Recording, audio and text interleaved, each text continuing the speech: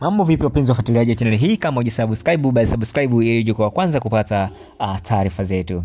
Bwana, leo hii nimekuletea msimamo wa Ligi Kuu Tanzania Bara NBC baada ya timu zote kucheza au baada ya Simba Sports Club kuweza kuibuka na ushindi wa goli 3 na alama 3 muhimu dhidi ya Singida Fountain Gates. Msimamo huo upo kama ifuatavyo. Namba 1 imeshikiliwa na JKT Tanzania. JKT Tanzania wamecheza mechi 2 lakini wana alama 4. Anayefuatia ni Mashujaa FC, amecheza mechi 2 naye pia ana alama 4. Anayefuatia tena ni Namungo FC ambao huyu ni namba 3.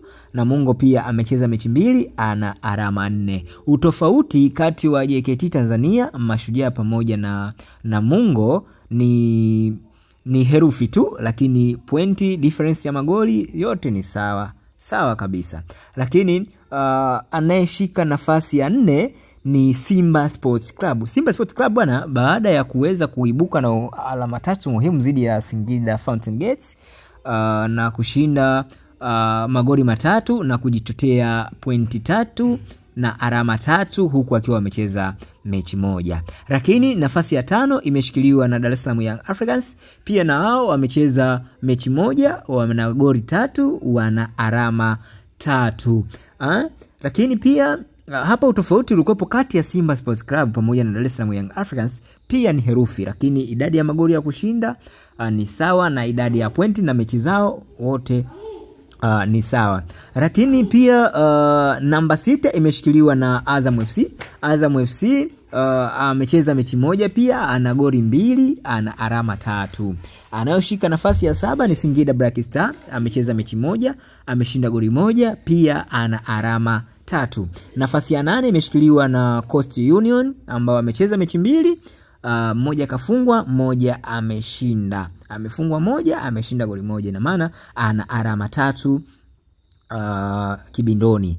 Nafasi ya 9 imeshikiliwa na Mbeya City. Mbeya City imeshikiliwa nafasi ya 9, amecheza mechi 2, ana alama 3, moja kafungwa, moja kashinda. Anayofuatia ni Tabora United. Namba 10 ni Tabora United, ambao Tabora United amecheza mechi 1, amepata draw mechi hiyo 1, kwa hiyo ana alama 1.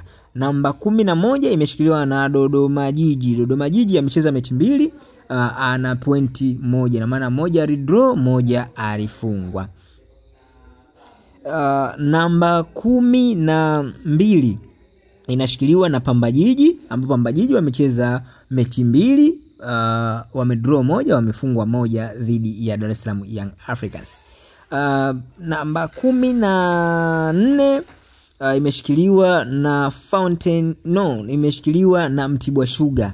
Namba 4 imeshikiliwa na Mtibwa Sugar ambaye amecheza mechi 1 na amepoteza. Namba 15 imeshikiliwa na Tanzania Prison, amecheza mechi 2, amefungwa zote 2. Namba 16 na wa mwisho inayoburuza mkia ni Singida Fountain Gates baada ya kufungwa na klabu ya Simba Sports Club. Ina maana kwamba hadi sasa hivi Singida Fountain Gate amecheza mechi 2 na amepoteza mechi zote. Mechi ya kwanza kapotezwa kwa kufungwa bao 1 dhidi ya Mbeya City, na mechi ya pili ameweza kufungwa goli 3 bila dhidi ya Simba Sports Club. Kama hujasubscribe basi subscribe ili uje kwa kwanza. Tukufikie usikivu mwema.